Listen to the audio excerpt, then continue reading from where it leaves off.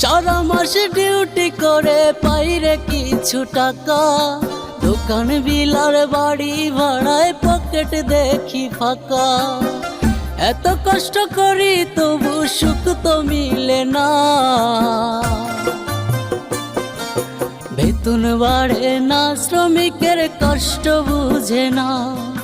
বেতন বাড়ে না শ্রমিকের বেতন বাড়ে না, বেতন বাড়ে না শ্রমিকের বেতন বাড়ে না।